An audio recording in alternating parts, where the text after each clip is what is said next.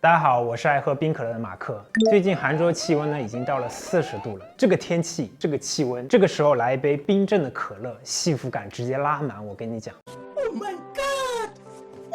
但是公司的小伙伴跟我吐槽，自己合租的房子冰箱已经被室友填满了，里面呢啥都有，就是没有一个可以放可乐的地方。作为老板，秉持为员工考虑，解决员工的痛点，所以我们斥巨资从众多品类中精挑细选，最后选择了8个大家耳熟能详的品牌，并通过官方渠道购买了他们品牌中价格最便宜的双门冰箱，一共花费了5650元。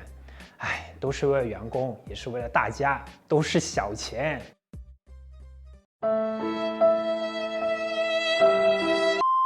它们分别是368元的志高、398元的奥克斯、599元的康佳、699元的新飞、769元的 TCL、799元美的、919元的海尔、1099元的格力。我们会从冰箱的体积、制冷效果、温度稳定性、耗电情况以及噪音这5个角度来对这8台冰箱进行测试。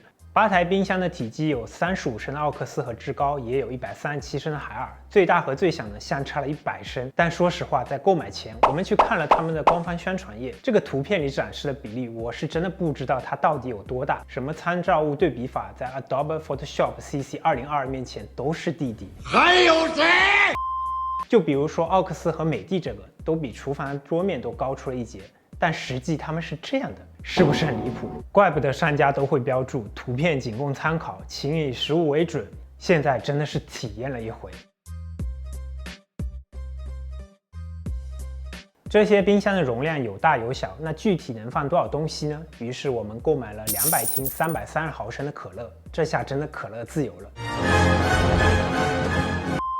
接下来又尽可能将这些冰箱全部都塞满可乐，然后计算它们的数量。首先是137升的海尔，确实是8台里面容量最大的，一共装进了199听可乐，差1听就全部都装进去了。同样是118升的 TCL 和新飞，虽然标称是一样的容量，但最后装载的数量却是不一样的。可能是 TCL 的双层冷藏空间比新飞3层的利用率要更高，所以最后容纳可乐呢更多。35升的奥克斯和志高呢也存在相同的问题，因为奥克斯的压缩机占据了太多的空间，让它比志高少了一个门架的空间，导致最后的容量比志高要小。关于奥克斯还有一点要吐槽一下，它的价格比志高还贵了30块，但却是8款里面唯一一个使用塑料隔板的。只要放的物品重一些，塑料隔板就会弯曲，总会担心它有断裂的风险。但让我最惊讶的是格力，只有78升的它居然比88升的美的以及102升的康佳装的都要多。美的装的少的原因是它在冰箱的门架处放置了一个专门放置饮料的架子，但只适用于一些短一点的罐装饮料，对于我们这种瘦长的来说就放不下了，所以最后的数量也会少一些。但是康佳标定比格力容量要多24升，结果测试的数量和格力基本一样，这就有点说不过去了。我们也实际测试了这2台冰箱的体积，结果两者的数据相差是不大的，那只能证明康佳容量是虚标了。冰箱最主要的功能当然就是制冷了。这8台冰箱的制冷效果到底怎么样呢？我们用温度巡检仪对放置在冷藏室隔层上以及冷冻室的可乐进行检测。当然，每台冰箱的制冷效果和档位都是不一样的，所以我们都把档位开到了最大。测试时间从早上9点半到下午的5点半，一共是8个小时。每隔5分钟呢，我们会记录一次可乐的温度。在冷藏室的测试当中，1个半小时左右，8台冰箱就大致分成了2个梯队。格力是8台冰箱温度下降最快的，但3个半小时之后，格力的下降速度就减缓了许多，而 TCL 依旧保持原来速度继续下降。8个小时之后，8台冰箱制冷效果分成了3个梯队，美的和志高最弱，温度只降到7度和10度。新飞、奥克斯和康佳在第2个梯队，三者的温度十分接近，都在1度左右。第一档位是格力、海尔和 TCL， 这3款冰箱可乐的温度都在0度以下，并且有继续下降的趋势，所以我们就将温度测试时间继续扩大了24小时，看一下它们极限到底在哪里。志高和美的的温度还是非常稳定，基本保持在原先的温度。新飞和奥克斯会下降一些，但基本稳定在了1度左右，不过后期有小的波动。格力虽然在之前将温度下降的速度放缓了，但依然继续下降，最后稳定在了零下3.5度。再来看看康佳，冷藏12个小时之后，液体的温度曲线波动比较大，温度相差接近2度。看来康佳的压缩机在后期的制冷稳定性上会差一些。海尔和 TCL 让我们挺意外的，在继续冷藏一段时间后，可乐温度发生了回弹。海尔是在冷藏8个半小时之后发生回弹。TCL 则是在冷藏12个小时发生的，两台温度都在0度保持一段时间才继续下降。我们猜测可能是这个时候可乐结冰成为冰水混合物，温度才会反弹。有没有小伙伴懂的可以解释一下这个现象？不过这里还是要再提醒一下大家，我们测试采用的都是极限最高档位，压缩机长时间工作，所以会让温度过低，从而导致冷藏室结冰。大家夏天正常使用呢，还是建议中低档位，不然就会变成我们这样。在这个大夏天，买回来可乐都想以最快速度喝到冰镇的。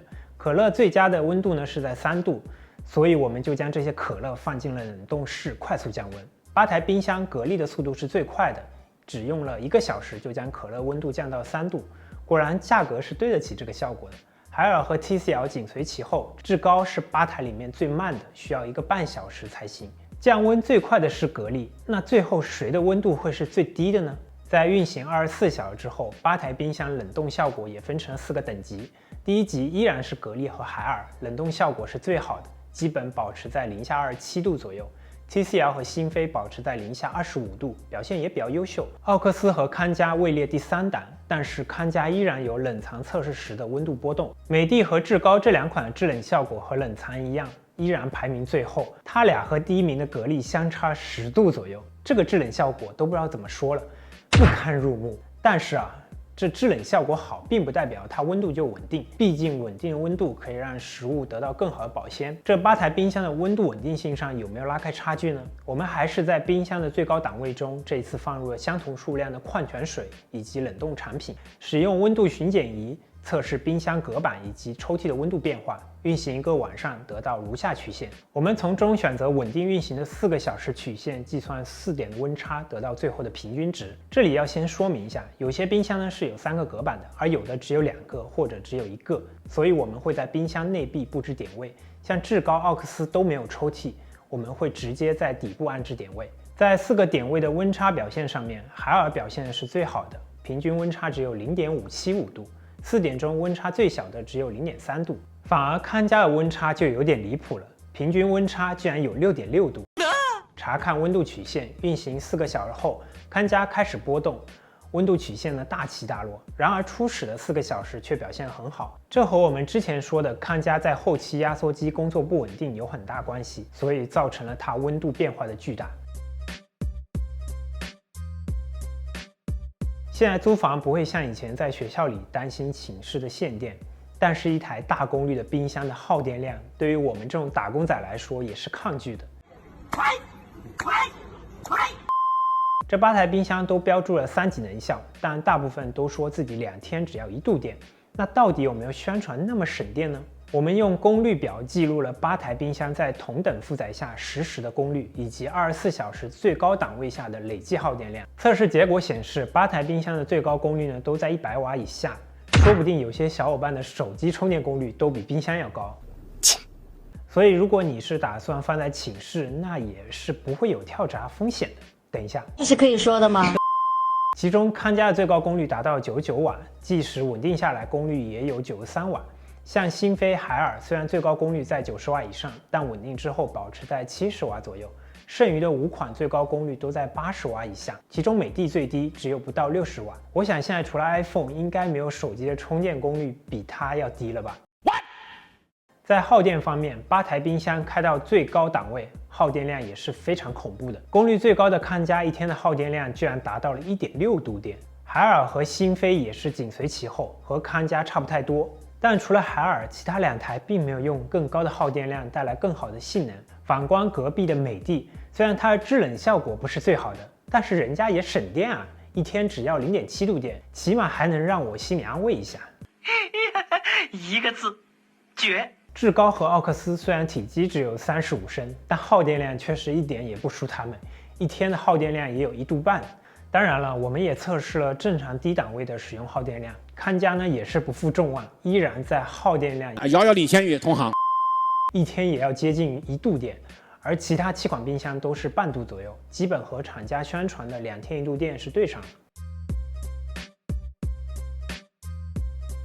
最后，我们来说说大家买回家之后感受最明显的一个问题，那就是工作时的噪音。毕竟大部分人都是合租的，只能放在自己的卧室，谁也不想晚上睡觉的时候被吵醒。我们实际测试了这8台冰箱压缩机工作时候的噪音，基本都在40到50 dB 这个区间。TCL 相对来说声音最低，但与最高的至高也就差了6 dB 的样子，区别不是很明显，就是那种的声音。我个人呢还是可以接受的，毕竟我睡的还是比较沉的，这种程度还是 OK 的。不知道大家的睡眠质量到底怎么样，可以来听一下，感受感受。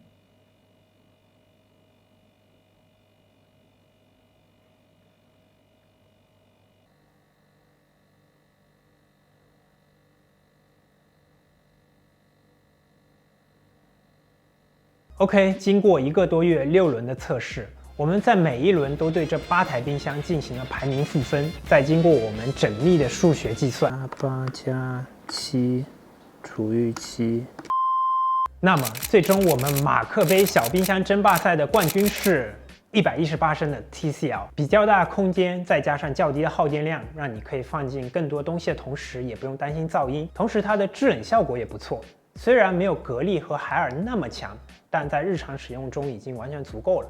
如果你的房间或寝室太小，没有办法放大冰箱，那么奥克斯这一款就比较适合你了。虽然它附赠的塑料隔板有那么一丝丝不堪重压，但在制冷和耗电方面都要优于志高，甚至比它大的冰箱都没有奥克斯的好。没错，就是说你们俩美的和康佳。OK， 以上就是本期关于小冰箱测试的全部内容了。我是爱喝可乐的马克君，我们下期再见。还没有走，你们是在期待什么吗？期待冰箱的保鲜能力？我们也想啊，但是没有这个能力啊。原本呢也是参照国标使用菠菜测试水箱的湿水率，进而得到这8台冰箱的保鲜能力。但理想真的很美好，现实也很残酷。我们没法像实验室那样严格的控制变量，让8台冰箱的菠菜保持在同一个水平下进行，这就导致了第1轮这几台冰箱好，第2轮呢那几台冰箱好，根本没有办法来进行分辨。而且菠菜测试时间长，跨度又大，再继续测下去，恐怕夏天都要结束了。不过我们也并没有白做了，起码证明了把蔬菜和水果放进保鲜袋再放入冰箱，会比直接裸露在冰箱中要更好。当然了，对于水果蔬菜这一类，还是及时解决掉吧，毕竟营养也会随着时间流失掉。好了，这一次真的就要结束了，我是爱生活马克君，我们下期再见。